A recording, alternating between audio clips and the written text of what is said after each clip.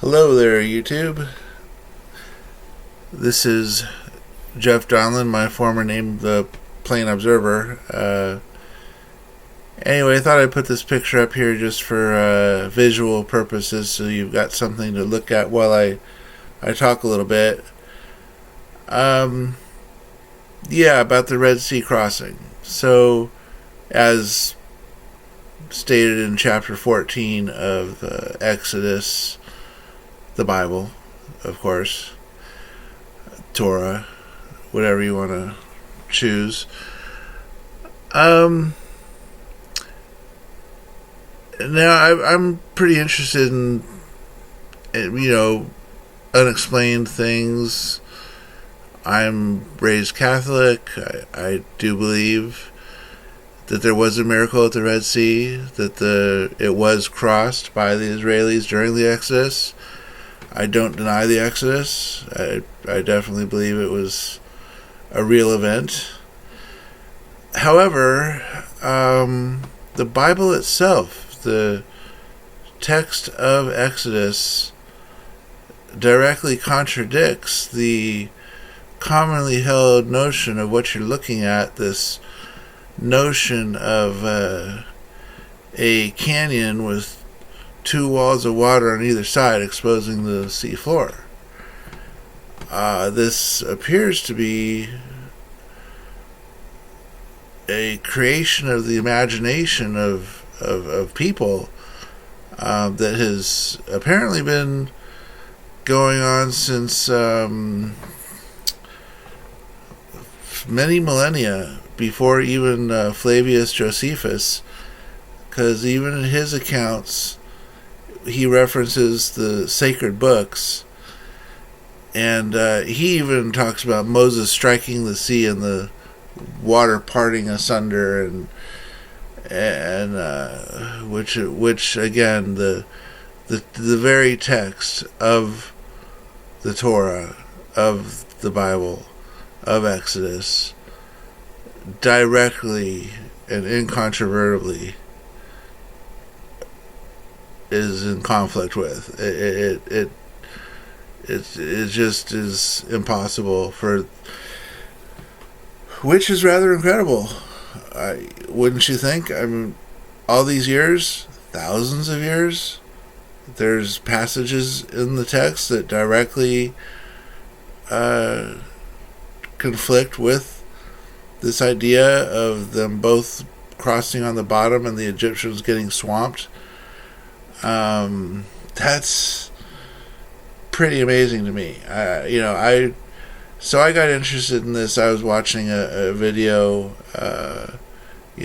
watching YouTube videos, and gentleman, Jonathan Gray, he had an idea that, the wind, the human just couldn't withstand that kind of wind that could divide the water like that, and I agreed.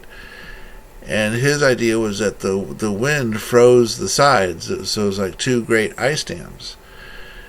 And I thought, that's interesting. And he went on to say that there was one passage that talked about how the water congealed. One of the congeal being one of the translations of the Hebrew. Anyway, I thought that was fascinating. Water congealed.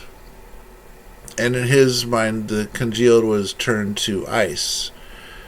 Ice being the congealing of the water. And so it occurred to me, I thought, okay, I've gone to church when I was young, and again, even now, I read, I study the Bible, and you know what? I have never read the entire story of the Exodus. Have you? I doubt it. I really do. I think that very, very, very few people have read the actual account of the Red Sea crossing because they think they know it. I know all about it. I've heard about this since day one, right? You know what? Why do I need to bother with that? I already know, right? Okay. So, pretty much all the information 99% of us have about the Red Sea crossing is from being told about it from someone else who was told about it, who was told about it, who was told about it for generations going back thousands of years. So, well, it turns out to be false. There's passages in chapter 15 that are just make it abundantly clear the Egyptians were on the surface of the waters of the, or then shall I say, they were at sea level.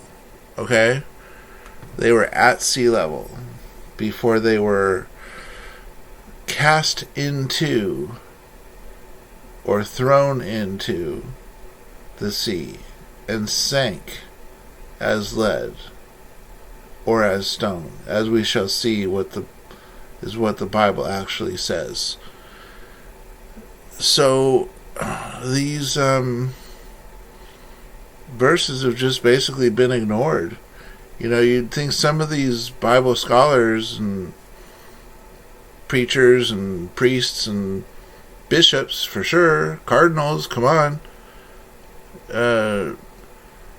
everybody for the last 2,000 plus years has just kind of glossed over it and just what? Oh, whatever. Huh? Really? You don't get to do that. I'm sorry. You don't get to just gloss over the original source story and just dismiss it and go with some, imaginary creation of the mind of people. Now it's understandable how this, the alternative or the current idea got, came about, but it's incorrect. And there is another explanation I'm not going to get into totally into depth right here. The primary purpose of this video is being to demonstrate that the current version is wrong. And the Bible itself, the text, says so. Not me. I don't say so. The text says so. That's what it said when I read it, and I couldn't believe it. I didn't expect to see that. I saw this and I was floored. I just couldn't, I had to believe it. So I'm not going to just go on about my merry way and say, oh, forget that. And, there's something there. There's something here. And people need to understand it because it's important to get this right. There's a lot of people, just this one miracle in the Bible has caused a lot of disbelief. And if this is an error, that's a travesty. That people have lost their souls, their eternal soul, because this story is wrong. It's been misinterpreted. And people just can't believe it because it is pretty unbelievable. I mean, and then once you realize what really happened, it's a lot more believable. It was still a miracle. It was still a miraculous escape and destruction of the Egyptian army, but not quite the way everybody thinks. So let's go now. I've talked on at length about that and see the text here for ourselves. Now here we are, chapter 15. And I'll go back and show you chapter 14. Okay, chapter 14 is they've reached the shore and the Egyptians catch up to the Israelites camping on the shore. And the whole story, the whole thing, they cross and the water returns and okay, so that's the initial account in chapter 14. But chapter 15, now they're on the other side, being Saudi Arabia. They're in Saudi Arabia now. It was the Gulf of Aqaba where they crossed. The Nueva Beach site is the correct site, and I can. There's irrefutable timeline, distances, miles traveled, everything. It can be pretty well, and I will, not here tonight, but it can be really well demonstrated from the text of the Bible how in 3 days they could get pretty much all the way across the peninsula to where they would have had to have been to then go south into this wadi and arrive at that point on the beach. So anyway, Nueva Beach location, Gulf of Aqaba, and they're on the what was the now Midian side. Midian was the land they were trying to get to, where Mount Sinai was, where Moses was when he saw the burning bush. And they've just witnessed the Egyptians sink into the sea. It was a natural floating bridge is what got formed by the wind, with a bunch of floating flotsam that was on the surface of the sea, and it worked great for the Israelis. They got across, so they went straight and level right across the top of the sea, and the looked pretty good. It must have looked good to Pharaoh. It must have been like, hey, that thing's looks pretty sturdy to me. But as it turns out, it broke apart, and they basically just sank in from above. So here, let's go and highlight some of this here. So they just got across. Then sang Moses and the children of Israel this song unto the Lord, and spake, saying, I will sing unto the Lord, for he hath triumphed gloriously. Here's one of the money lines. The horse and his rider hath he thrown into the sea. Huh. Well, if you're on the bottom of the sea, how are you thrown into the sea?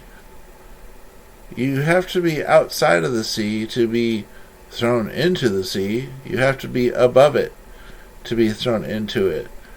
You can't be in it and get thrown into it.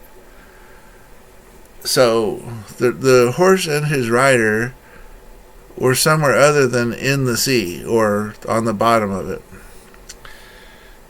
There it is, plain as day. Verse 15, chapter 1, Exodus. Now let's go on.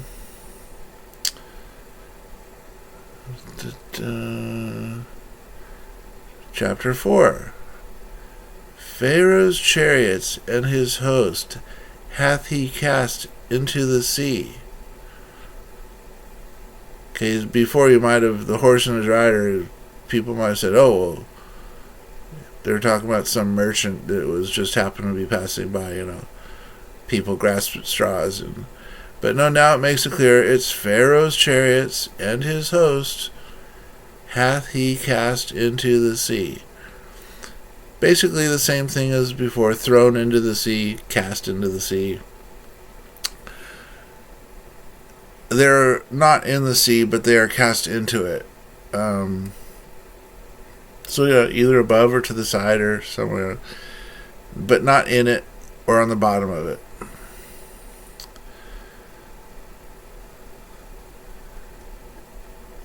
The depths have covered them. Notice the past tense, or I'm not an English major, but have covered them. They went down and now they're covered. Now here's the real money line here. They sank into the bottom as a stone. Huh.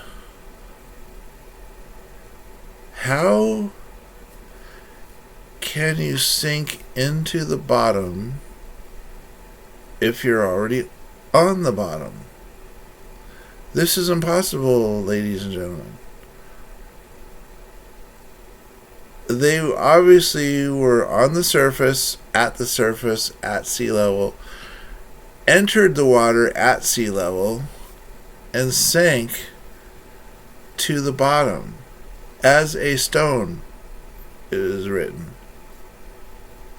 This completely contradicts the notion that the Egyptians were on the bottom. In fact, nowhere does it say that the Egyptians were on the bottom, on the seafloor.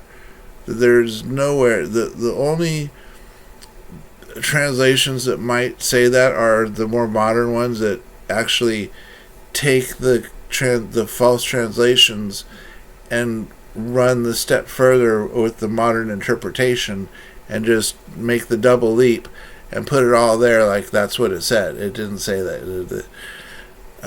If you read the better translations, there's not even a hint of talking about the seafloor at all. It's just some incorrect visualizations from some of the verbiage that we'll talk in. I'll have to get into that in another video. But again, here the point is, look, sank into the bottom as a stone. I really want to focus on these phrases because these are the ones that directly contradict the currently held and long held belief about how the Red Sea was parted. And it wasn't parted in the way people imagined. It was parted. It was a natural land bridge. It was a floating bridge of natural substances, shall we say, that was gathered together by the wind. And so you've got the natural land bridge.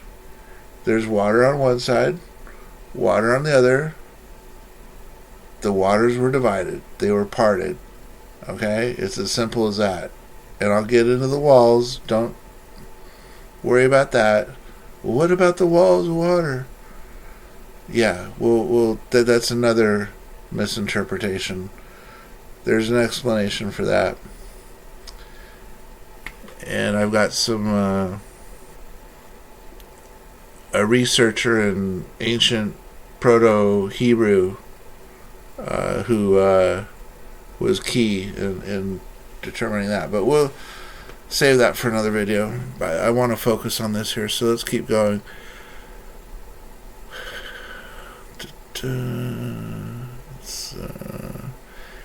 Now, chapter 8. Now, this is a big clue as to that it was a natural land bridge. So, it says, chapter 8, and with the blast of thy nostrils, the waters were gathered together. Notice it doesn't say they were split apart. The waters were gathered together. The floods, or flowings, or flowing water, stood upright as a heap. It actually raised up, this area where the waters were gathered together. And the depths were congealed in the heart of the sea. And again, this is the chapter that Jonathan Gray was talking about when he talked about the water being congealed and maybe being iced. I've done some research. It's just the case for ice is just too. Maybe the climate was a little colder. Maybe the wind was really cold, but it doesn't say anything about cold. It's just too flimsy a case, although it could be made. More likely it was a bunch of natural debris floating on the water. But the depths were congealed in the heart of the sea, in the middle of the sea. So what this is talking about is the water, this the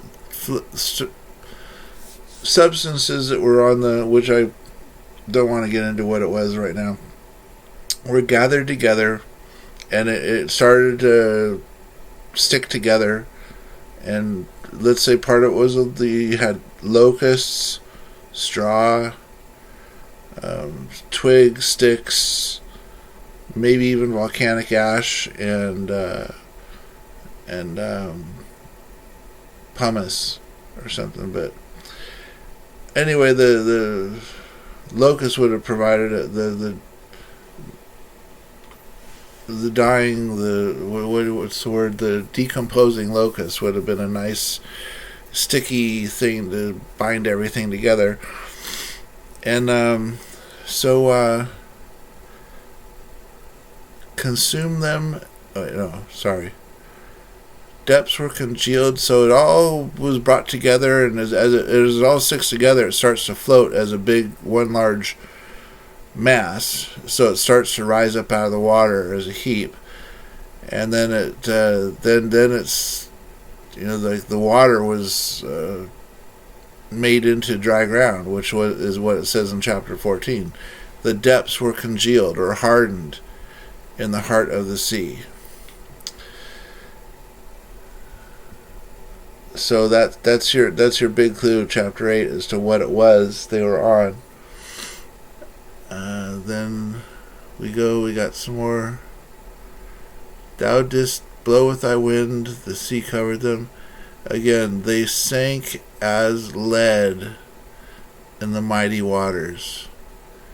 And so these are deep waters. These are not some marsh somewhere, some sea of reeds, like some little marshy reed place.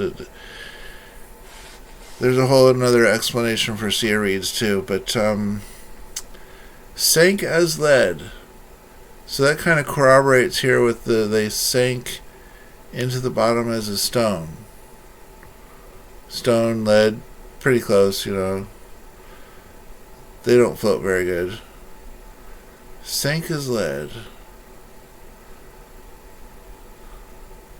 And the earth swallowed them. Now, people might be confused, the earth swallowed them. Well, nobody talks about them being on the bottom and the earth swallowing them on the bottom, but if they're on this natural land bridge of something that looks like dry ground that's dissolving, it's certainly, and they're sinking into it like a quagmire, like quicksand, and it would look like they're being swallowed by the earth. So that makes sense there. And so there's another one. Let's go down further.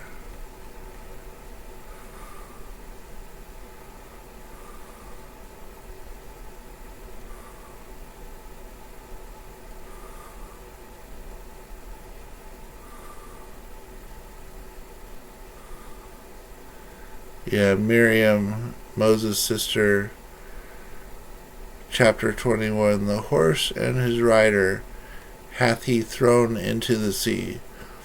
Says very much like the first one, but you've got two verses, two chapters, or verses, sorry,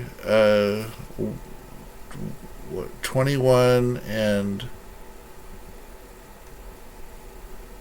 1, talking about the horse and rider being thrown into the sea, and then two verses, number 5 and 10, talking about sinking as stones or lead. One talking about being mighty waters, the other saying sinking to the bottom. So they're sinking in mighty waters, very deep waters, from the top to the bottom.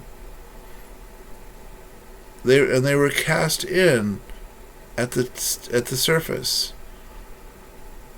So there you go, folks. Don't tell me I'm crazy, because it's right here. It directly conflicts with the idea of the Egyptians being on the bottom. And if the Egyptians weren't on the bottom, the Israelites were not on the bottom. They both took the same path.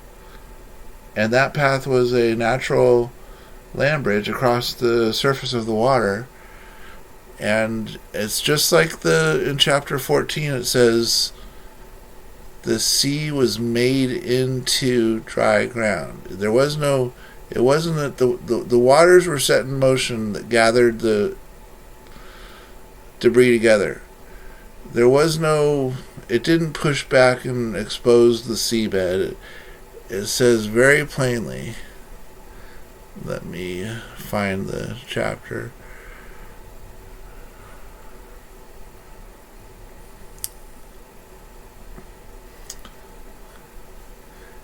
And Moses stretched out his hand over the sea, chapter 14, verse 21. And the Lord caused the sea to go back. Now other translations say go on. When you dig really deep into the Proto-Hebrew, it's the sea, they caused the sea to walk. In other words, to walk, to move. It just caused the sea to set the water in motion. Okay, that's the basic gist. The water was in motion by a strong east wind all that night, and made the sea dry land. Didn't expose the bottom. The sea itself was made into something. It transformed into something similar to dry land. And the waters were divided. It doesn't talk about the water level going down and all. It was a change of state of the water from liquid to something firm, like it says in chapter 15. The waters were congealed; they were made firm, hardened, what have you. And so the Israelites went across right across the top. Easy as can be. It was about 9 to 10 miles at that point in that channel to get to the other side.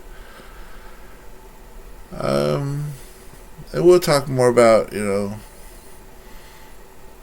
how this National Land Bridge fulfills all of the criteria here in chapter 14. But again, focusing on chapter 15.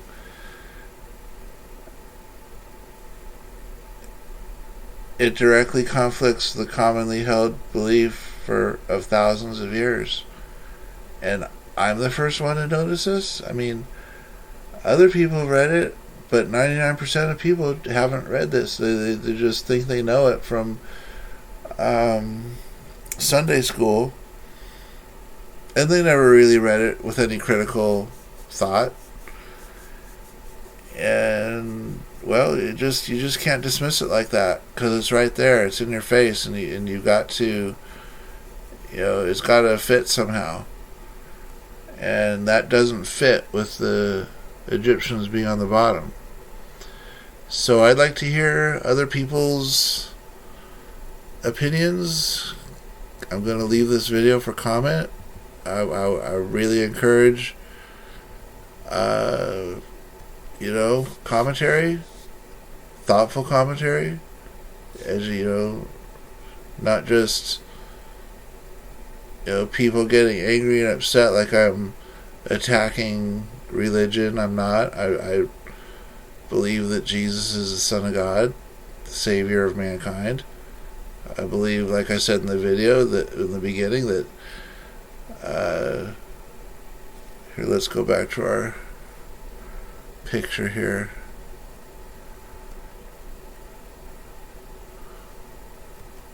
There we go. I believe that